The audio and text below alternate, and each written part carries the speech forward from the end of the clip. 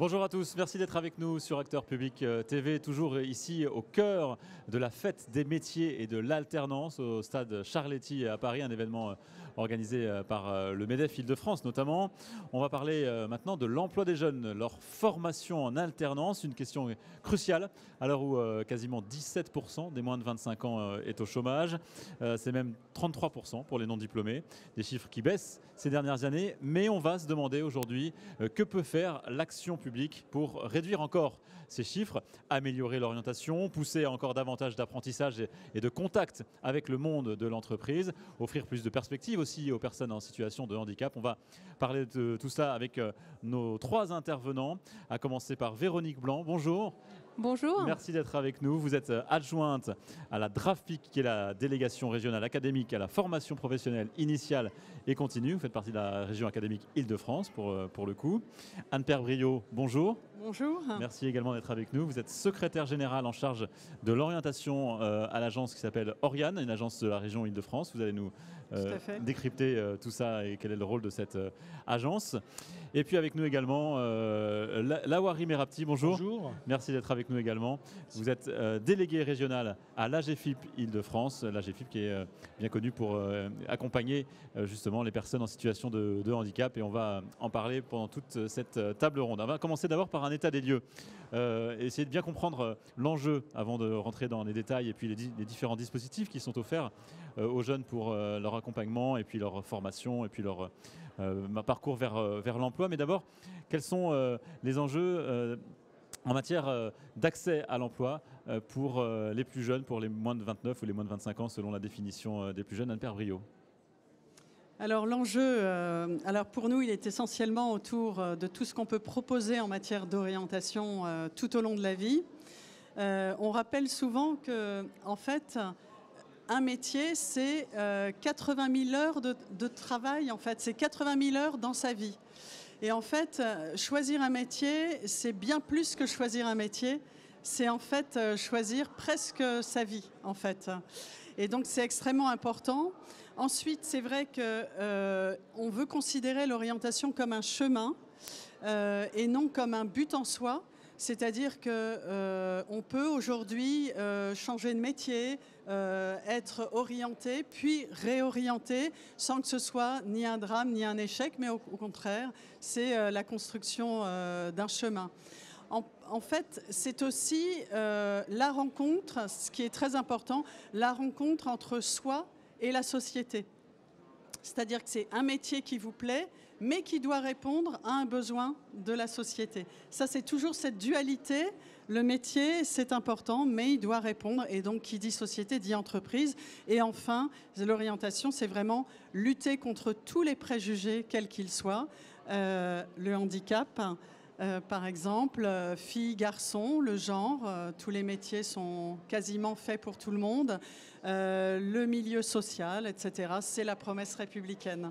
Voilà, c'est pour ça que l'agence s'appelle Agence de la promesse républicaine et de l'orientation. On parlait de l'enjeu dont vous avez parlé, de l'adéquation effectivement entre le métier demandé et puis l'offre qui va derrière. Et c'est d'ailleurs aussi l'enjeu de cette fête des métiers et de l'alternance aujourd'hui, cette rencontre finalement entre un éventuel salarié et puis une entreprise qui cherche à recruter. Même question, Lawari Merabti, sur les enjeux autour de l'emploi des plus jeunes et notamment ceux en situation de handicap, puisque c'est des sujets que vous traitez. L'enjeu fort pour l'accès à l'emploi des personnes en situation de handicap et des jeunes, c'est plutôt de voir comment on peut leur apporter toutes les solutions liées techniques, humaines ou organisationnelles pour compenser leur handicap. On voit bien qu'un des freins principaux à l'accès à l'emploi ou à la qualification des publics en situation de handicap, c'est le handicap en lui-même. Si on arrive à apporter toutes les solutions nécessaires pour cette personne-là, il n'y a plus d'obstacles pour qu'ils puissent accéder. Et surtout, travailler vraiment en partenariat avec l'écosystème. C'est qu'une personne en situation de handicap, avant tout, c'est un jeune stagiaire, c'est un jeune alternant. Et derrière, comment on peut aussi apporter les réponses nécessaires à l'équipe pédagogique, à l'ensemble des acteurs qui travaillent avec ces jeunes-là. Véronique Blanc, sur ce point. Face aux enjeux, face aux défis numériques, démographiques et énergétique, en fait, notre région académique a pour priorité la relation école-entreprise, car elle est au service de l'orientation, de la formation et de l'insertion professionnelle. Et à ce titre, d'ailleurs, nous travaillons avec la région Île-de-France sur le sujet de l'orientation. Et cet événement, il est particulièrement intéressant puisque les jeunes viennent aujourd'hui découvrir des métiers à travers tous les stands qui sont proposés. Ils viennent avec leurs enseignants et ils vont en tirer une expérience, quelque chose d'intéressant qui va les aider à se projeter. Et pour les jeunes qui sont en recherche d'emploi, qui viennent pour trouver des contrats d'apprentissage, c'est aussi un enjeu important qui va leur permettre de mieux s'orienter, en fait, puisqu'on s'oriente tout au long de sa vie, du collège, toute sa vie, en fait, en partant du collège, bien entendu, qui est un sujet très important pour nous. Quels sont alors les enjeux, quelles sont les actions de la région Île-de-France, à la région académique, en l'occurrence, dans ce domaine-là, dans le domaine de l'alternance? Quelles sont les actions concrètes que vous prenez récemment? Alors, dans le domaine de l'orientation, d'abord, en fait, on met en place donc, des demi-journées découvertes des métiers dans les collèges. Pour cela, on a des partenariats avec des entreprises, avec des associations, en lien d'ailleurs, mais elle le dira, Anne, tout à l'heure, en lien avec la région. Et par rapport à l'apprentissage, on travaille avec les acteurs de l'apprentissage en Île-de-France. On a travaillé notamment sur un document partenarial piloté par la DRIETS, et on en parlait à l'instant ensemble, puisque le handicap est quelque chose qui est fortement pris en compte. C'est nécessaire de développer l'apprentissage pour les élèves en situation, pour les jeunes, pour tout le monde, pour tous ceux qui sont en situation de handicap également. Et dans le cadre de ce partenariat, on travaille aussi à une meilleure lisibilité de l'offre de formation en apprentissage. On travaille aussi sur la mobilité internationale des apprentis. Alors vous parlez de lisibilité de l'offre, ça veut dire quoi? Ça veut dire qu'aujourd'hui, c'est trop confus, il y a trop d'acteurs différents, il y a trop de personnes à qui s'adresser, il faut des agences comme Lauriane éventuellement qui coordonnent. Alors, quand je parle de lisibilité de l'offre, c'est lisibilité de l'offre de formation, en fait. Il y a énormément par exemple, dans la voie professionnelle, il y a 200 spécialités. Donc, des tas de possibilités pour suivre une formation en initiale, dans la voie scolaire ou même en apprentissage. Mais il faut mettre en place des outils pour que ce soit plus compréhensible à la fois par les jeunes et par leurs parents et par les enseignants, bien évidemment, puisqu'ils les accompagnent sur ce chemin de la découverte et d'eux-mêmes et des possibilités d'orientation. Mais ça, c'est un enjeu que vous évoquez, la lisibilité, mettre en place des outils pour rendre plus clair, qu'on entend depuis très longtemps. Est-ce qu'on y arrive enfin, Anne-Père Briot, est-ce qu'on arrive enfin à rendre les choses plus claires pour les parents notamment, mais aussi pour les jeunes? Alors, on est vraiment dans l'objectif de l'agence Oriane, en fait. Là, on est vraiment dans l'objectif, c'est-à-dire que la présidente Valérie Pécresse a souhaité vraiment que cette agence soit un guichet unique.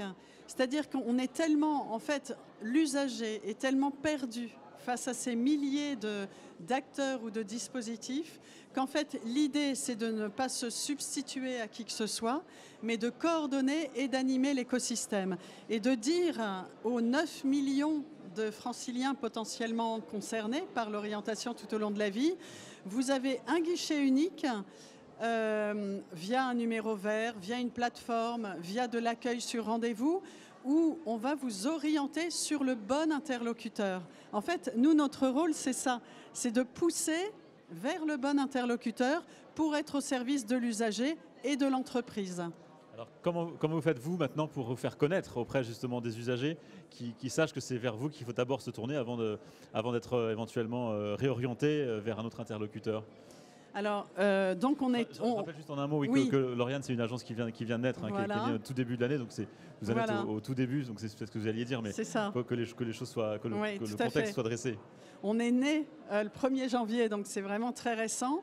Et donc, on est 14 personnes actuellement. C'est une direction régionale au même titre que les autres directions régionales. Mais comme on a un accès direct au grand public, en fait, on s'appelle agence. Et pour se faire connaître, avant de déployer des moyens de communication importants, on travaille avec les partenaires. Et vraiment, notre axe de travail, c'est vraiment l'axe partenarial. Et on le voit avec le MEDEF aujourd'hui. Dans la feuille de route, Valérie Pécresse avait bien dit l'usager au cœur, l'entreprise au cœur et la promesse républicaine.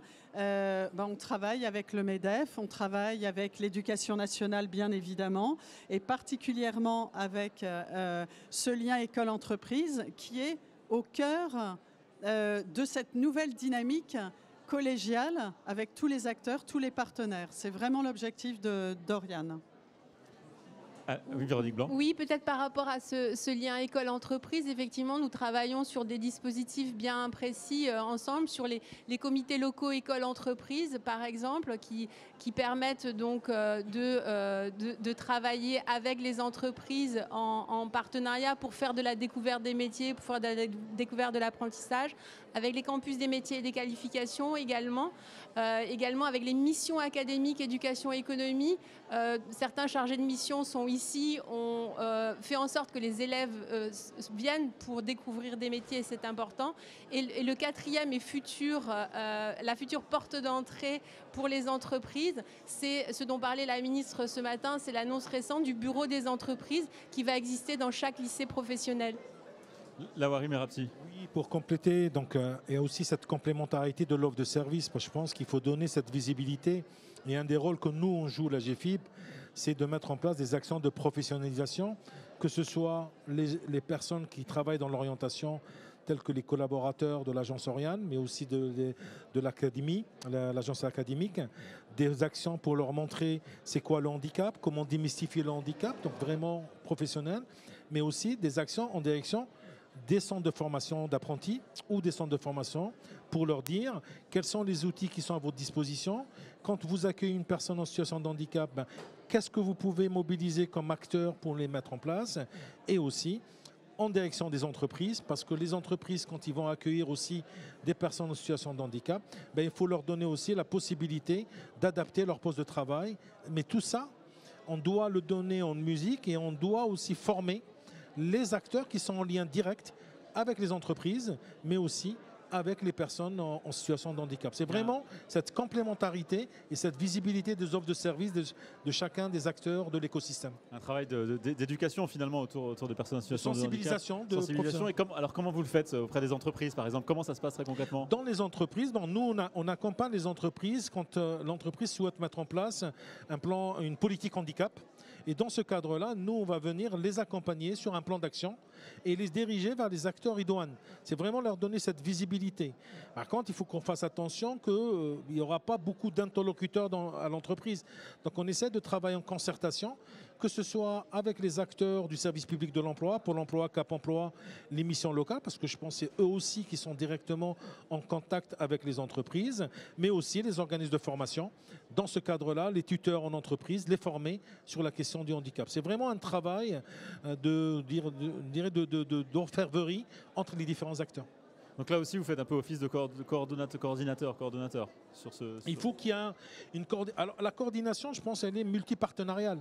Ce n'est pas la GFIP tout seul ou Oriane, c'est l'ensemble des acteurs qu'on doit travailler ensemble, ou l'agence académique, dire ensemble quel est le rôle de chacun et à quel moment chacun intervenir. Et dans ce cadre-là, c'est vraiment ce travail en maillage et en transversalité entre les différents acteurs.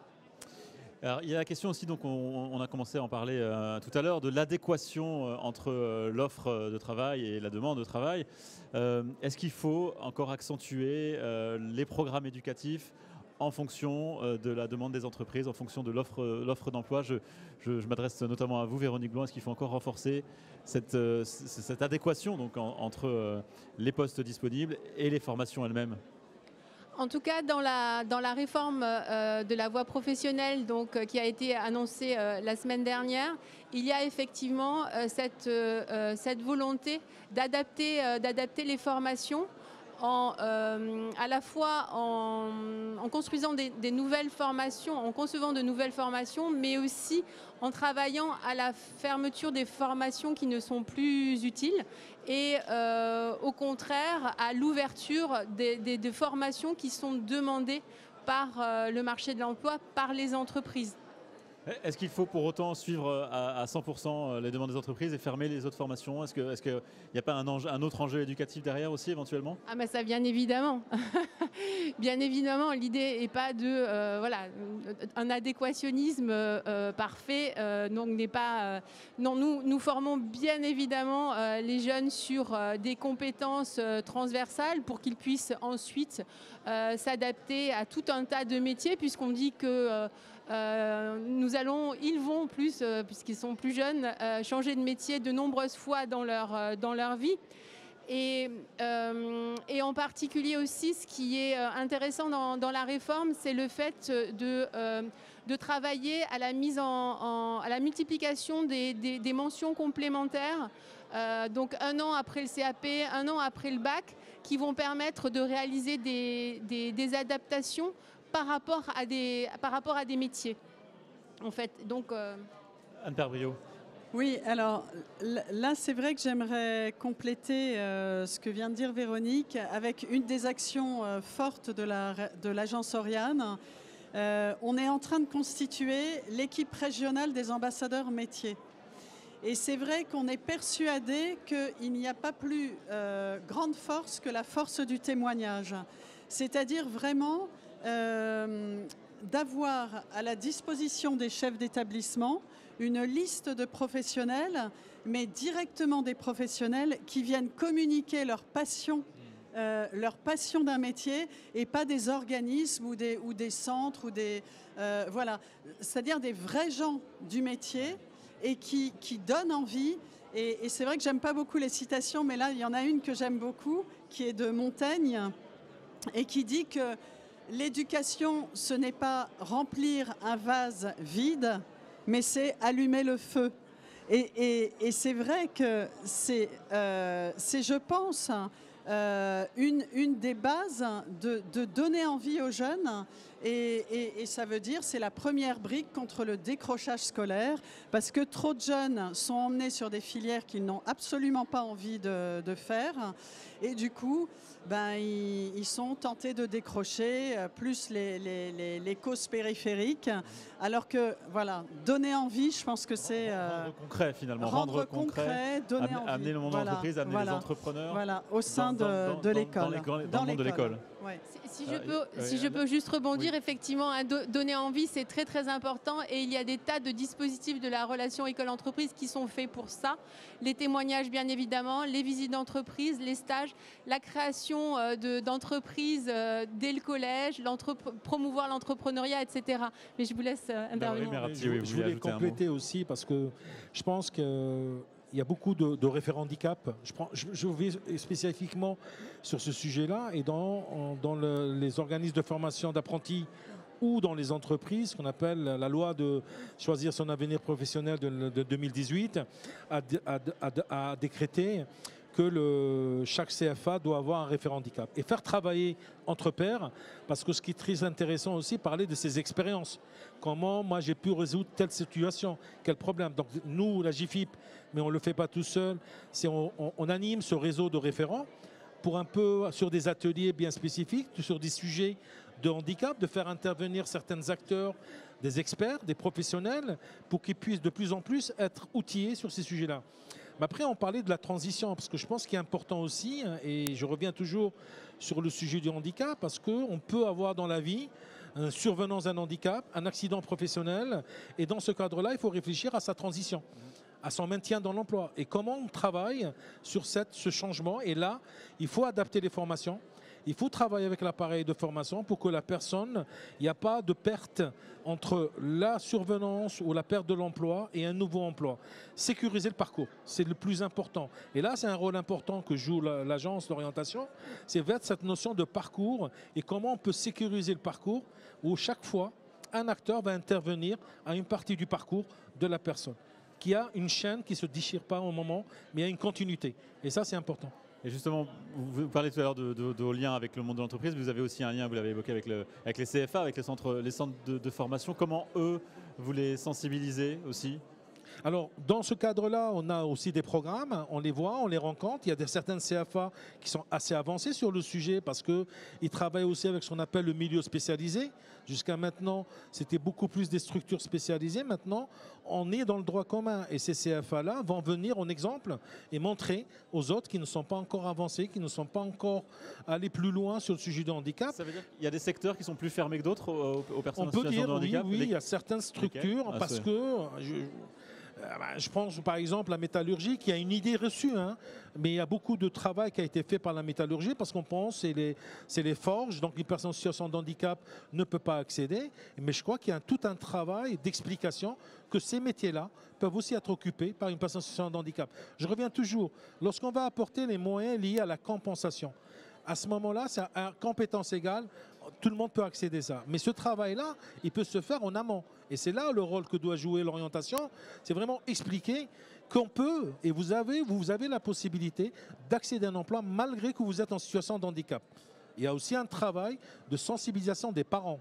Parce que je pense qu'il y a beaucoup de parents qui n'osent pas, qui ne souhaitent pas d'afficher que leur enfant est en situation de handicap.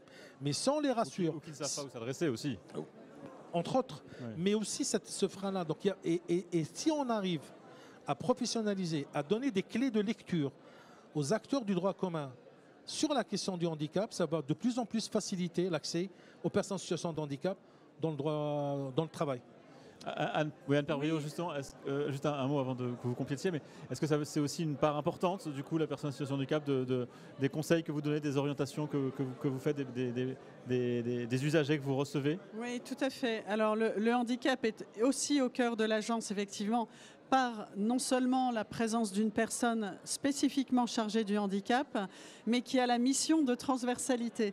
Et justement, dans les ambassadeurs métiers, il y aura évidemment des ambassadeurs métiers qui porteront le handicap. Et pour vous dire l'importance du travail partenarial, en fait, on travaille par exemple, le MEDEF va nous apporter des ambassadeurs métiers qu'ils auront sélectionnés dans leurs entreprises adhérentes. La WARI va aussi, pareil, nous sélectionner des ambassadeurs métiers issus du handicap. Voilà, et donc ce qui montre bien effectivement que le handicap est vraiment partout dans les sujets, c'est-à-dire qu'on essaye de ne pas dire le handicap est un sujet à part.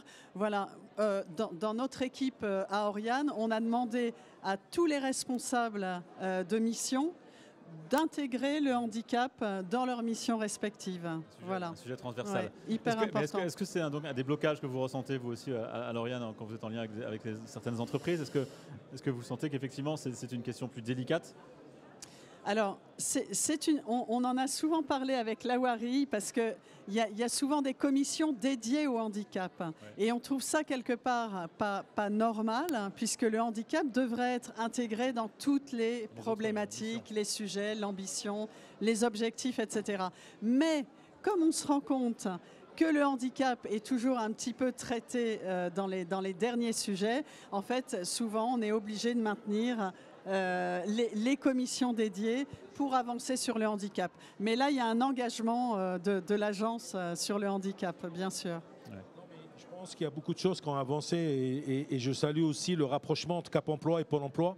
C'est des services publics de l'emploi. Il y a une création des lieux uniques d'accueil du public handicapé, du diagnostic. Et ça, c'est un vrai travail que font les Cap Emploi et Pôle Emploi dans le cadre de l'accès à l'emploi des personnes en situation de handicap. Et tout ça se met dans une approche très globale. C'est vrai, le sujet du handicap, des fois, il arrive en 3e ou 4e position. On doit maintenir à un moment donné le côté spécifique. Parce qu'il ne faut pas dire que tout est beau, que tous les personnes handicapées vont accéder. Il doit y avoir, il doit exister. C'est l'objectif. L'objectif, c'est l'inclusion à atteindre. Mais il restera aussi du spécifique parce qu'il y a besoin d'accompagnateurs, de gens, des experts qui vont vouloir travailler sur ça. Et il y a un sujet qu'on n'aborde pas beaucoup, c'est le handicap invisible. Parce qu'il y a beaucoup d'handicaps invisibles qui ne se voient pas. Et là, il y a du travail aussi à faire de sensibilisation. Quand un chef, un manager, l'après-midi, il a un collaborateur qui arrive, mais qui le voit très fatigué par le matin, s'il n'est pas sensibilisé, peut-être une personne qui vient de sortir d'une dialyse, et donc il est tellement fatigué qu'il ne peut pas. Donc là, il y a aussi un état d'esprit à sensibiliser le collectif du travail, mais aussi le management de proximité. Et la même chose au niveau des formations, parce qu'il faut adapter le rythme de formation des personnes en situation de handicap, apporter aussi de l'accessibilité pédagogique. Ça, c'est important, parce que souvent, on n'adapte pas la pédagogie par rapport à la problématique du handicap. Donc il y a un travail qui est fait. Moi, je pense qu'il y a un progrès fort qui est fait depuis 10-15 ans, et ça continue, mais vraiment, là, ce qu'il faut faire, c'est cette logique de travailler ensemble. C'est la co-construction entre les différents acteurs. Alors il y a un type de formation qui est engagé dans une vaste réforme et qui va peut-être aussi porter ce type de sujet. C'est le lycée professionnel qui est en cours de réforme avec une réforme annoncée, enfin détaillée en tout cas la semaine dernière par le président de la République. Est-ce que vous, Laborie Merabti, est-ce que vous pensez qu'il faut redonner ces lettres de noblesse au lycée professionnel qui était jusqu'à présent souvent mal considéré par les parents, par les élèves, par le monde de l'entreprise ? Oui, je pense que oui. Moi, je suis sorti d'un lycée technique, pas trop professionnel, mais on était dans le technique aussi. À mon époque, le technique, c'était pas bon. Il n'y avait que la filière générale. Moi, je pense que c'est une très bonne chose. Mais il faut toujours, en amont, travailler sur ces sujets-là. Moi, je reviens sur le sujet du handicap. Il y a beaucoup de personnes en situation de handicap qui vont vers la filière du professionnel, mais il faut les accompagner. Il faut leur donner les outils. Je pense que le professionnel, via l'alternance, c'est une excellence. Franchement, on n'arrive pas en France à avoir cette idée-là de l'alternance. C'est un choix d'excellence pour accéder à l'emploi. Et là, avec cette réforme sur les lycées professionnels, je pense qu'on va passer un gap supplémentaire pour permettre à l'accès à des personnes en situation de handicap, mais pas uniquement, parce qu'il y a beaucoup de personnes aussi qui ont besoin de passer par cette étape-là pour accéder à l'emploi et aussi progresser dans leur emploi par les différentes actions qui peuvent être mises en place. Véronique Blanc ? Oui, effectivement, hein, cette réforme est importante et je vous le disais tout à l'heure, l'apprentissage est possible dans les lycées professionnels, c'est pas forcément suffisamment su. Et nous, on communique beaucoup et on met en place des guides d'apprentissage sur le sujet pour communiquer auprès des jeunes, pour qu'ils réalisent qu'en venant dans les lycées professionnels publics, ils peuvent aussi faire de l'apprentissage. Et on communique aussi auprès des entreprises sur ce sujet-là pour qu'elles viennent nous rencontrer et qu'elles viennent proposer pas seulement des stages, mais également de l'apprentissage. Et ce bureau des entreprises dont je parlais tout à l'heure sera certainement un acteur, oui, un moyen intéressant pour aller plus loin que ce qu'on fait déjà, puisqu'on le fait déjà en fait dans les lycées publics. Anne-Père Briot sur la réforme du lycée professionnel et puis peut-être sur le point notamment effectivement des stages qui vont être rémunérés désormais pour les élèves en lycée professionnel. Alors, un petit mot d'abord sur l'alternance, parce que là, l'alternance, ça symbolise la relation école-entreprise. Et c'est vrai qu'il faut absolument que la voie professionnelle, la voie technique soit valorisée, mais réellement valorisée, et que ce soit une voie choisie, une voie d'envie et pas une voie d'échec. Et donc, il faut redorer cette image de l'enseignement professionnel qui devient d'ailleurs un mode de recrutement pour les entreprises, sachant que le tuteur de l'élève salarié, en fait, doit aussi accepter d'être très présent, d'accompagner et d'accepter éventuellement que l'alternance soit aussi une meilleure découverte d'un métier et que le jeune, au final, n'aille pas forcément dans la voie dans laquelle il s'est engagé. Ça aussi, je pense que ça contribuera à une meilleure, à fluidifier tout ce qui est... voilà.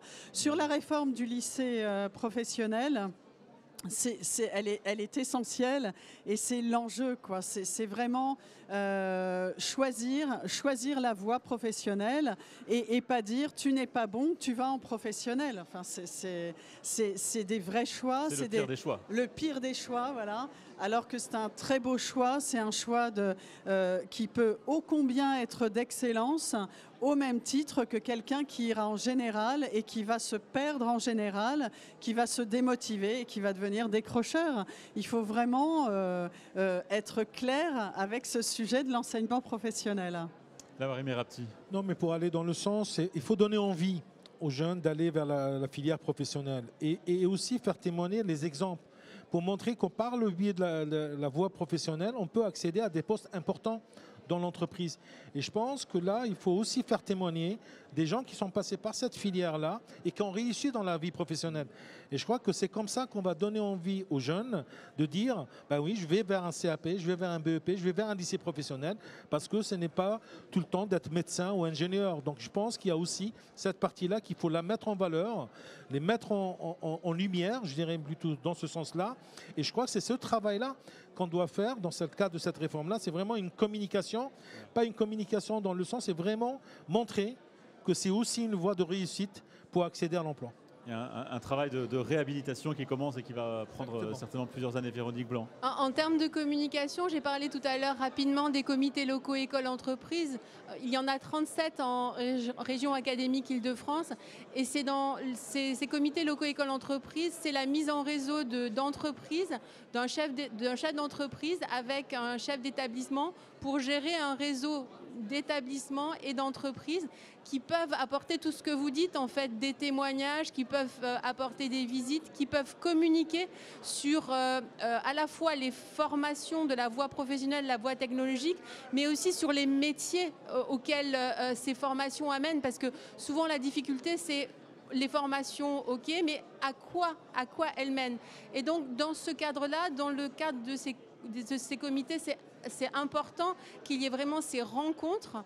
Et également, ce qu'il faut savoir, c'est que dans les établissements publics du collège, lycée, il y a un parcours qui s'appelle Parcours Avenir qui permet de faire travailler les acteurs économiques avec les acteurs éducatifs et qu'il y a aussi des heures dédiées à l'orientation qui permettent aux enseignants de réfléchir, de travailler avec leurs élèves, de faire venir des entreprises, d'aller visiter des entreprises et de se former eux-mêmes parce que les enseignants aussi ont besoin d'aller, eux, sans forcément les élèves, découvrir comment les entreprises fonctionnent, quels sont les métiers qui existent. D'ailleurs, sur ce point, une question pour l'agence Floriane, pour vous, Anne-Père Brio. Oui. Est-ce que vous êtes en lien aussi avec les enseignants pour essayer de les sensibiliser justement aux débouchés ? Tout à fait. Alors, c'est vrai que les heures dédiées, du coup, relèvent maintenant de la compétence régionale, de l'information à l'orientation. Et c'est dans ce cadre-là qu'intervient l'équipe régionale des ambassadeurs métiers que l'on va constituer pour justement compléter cette offre de services directement accessible en lien avec l'éducation nationale par les chefs d'établissement. Et je voulais rebondir aussi sur la force du témoignage à nouveau pour dire notre directeur général, c'est Jean-Marc Mormec, vous l'avez rencontré ce matin. Tout à l'heure. Voilà, et c'est extraordinaire de voir la puissance du témoignage, c'est-à-dire quand il arrive dans un quartier populaire, de dire aux jeunes « pourquoi pas toi ?» Voilà, moi j'y suis arrivée, moi j'étais pas très bon à l'école, j'avais pas tellement d'espoir, je ne rêvais pas tellement. Et en fait, c'est pour ça que Jean-Marc Mormec veut insister là-dessus, il veut apporter du rêve aux jeunes, il veut apporter de l'espoir en disant « moi j'y suis arrivé, toi tu peux y arriver ». Voilà. Il nous reste très peu de temps sur cette table ronde, peut-être un mot, peut-être trois mots, c'est aussi, il faut que les jeunes parlent aux jeunes. Je crois que c'est important. Nous, on a fait une expérience sur la question est-ce que je dois me faire reconnaître comme personne handicapée? Et on avait mis en place, dans le cadre du partenariat, toujours en co-construction, des vidéos tournées par des jeunes qui expliquent leur démarche pour aller faire cette reconnaissance travailleur handicapé. Donc, ils ont accepté de témoigner. Et je peux vous dire, le visionnage de ces vidéos a amené derrière d'autres personnes qui ont fait cette déclaration. Il faut aussi parler au langage des jeunes. Je pense que nous, on est resté toujours sur de la communication ancienne. Il faut leur parler à leur niveau, ouais, ancienne, mais même voire très très ancienne. Il faut leur parler à leur niveau, il faut parler avec leurs propres outils pour les amener vers ça et aller vers eux. Parce que ça, c'est important. Je crois que l'agence Oriane a dans son projet aussi d'un bus itinérant d'aller dans les cités, d'aller voir ces jeunes-là, de leur expliquer et à partir de là, ramener ce témoignage. Je pense que c'est un travail de cousu main, de travail de longue haleine, mais je pense qu'on aboutira à quelque chose. Très bien. Un dernier mot de chacun pour terminer et clore cette table ronde. Véronique Blanc, d'abord, comment vous voyez ces dispositifs, l'évolution de ces dispositifs et de l'offre en Ile-de-France pour l'emploi des jeunes et l'alternance dans un an? Quelle évolution vous attendez, vous espérez? Alors j'espère que la réforme, j'en suis sûre même que la réforme de la voie professionnelle va aider à ce que la formation et l'insertion, l'orientation, la formation, l'insertion professionnelle des jeunes s'améliore. Donc je ne sais plus ce que comment vous voyez et donc oui, ce que je voulais dire, c'est que en fait, l'école a besoin des entreprises et l'école a besoin des entreprises, qu'elles soient petites, moyennes ou grandes. Et qu'il y a des tas de façons de coopérer ensemble. Et je ne veux pas spécialement faire la promotion de notre guide de la relation école-entreprise en Ile-de-France, mais quand même, parce que je pense que c'est quelque chose de pragmatique, d'opérationnel, parce qu'il faut savoir, c'est bien de vouloir coopérer ensemble, c'est bien de vouloir co-construire, mais comment le faire, comment arriver jusqu'à nous, comment arriver à se rencontrer, c'est ça qui est important pour mettre en place des projets concrets. Vous lancez un appel aussi aux PME finalement, aux petites et moyennes entreprises qui peut-être osent moins finalement s'adresser à l'éducation nationale. Exactement. Anne-Père Briot, sur ce dernier point, et en quelques mots, comment vous voyez l'évolution des... Alors vraiment être le plus pragmatique possible, c'est-à-dire vraiment être à la disposition des acteurs et être le plus pragmatique possible et dire que la proximité, le lien humain, c'est essentiel et que c'est la raison pour laquelle la région est vraiment le bon échelon pour cette dynamique de coordination de l'information à l'orientation avec les acteurs. Laouari Merabti, vos espoirs pour les mois et les années c'est toujours de donner de plus en plus les personnes en situation de handicap d'accéder à l'emploi, parce que même les chiffres ne sont pas bons, faut dire les choses telles qu'elles sont. En Ile-de-France, il y a eu 200 000 contrats qui ont été signés d'apprentissage. J'ose pas le dire, mais il faut le dire, c'est 0,9% pour les publics en situation de handicap. Donc on a encore du travail à faire, mais je crois que ce travail-là devrait se faire tous ensemble. Et tous être activateurs de progrès, parce que je pense, c'est ça notre objectif commun, c'est permettre à des personnes en situation de handicap ou en précarité d'accéder à un emploi et surtout d'être maintenues dans leur emploi. Et c'est ça que j'appellerais moi la sécurisation des parcours. Et j'espère que le message sera entendu grâce à vous trois aujourd'hui. Merci beaucoup, merci Véronique Blanc, merci Laouari Merabti, merci Anne-Père Briot d'avoir été avec nous sur le plateau d'Acteurs Publics TV. Merci à vous également de nous avoir suivis, on se retrouve très vite. Bonne journée.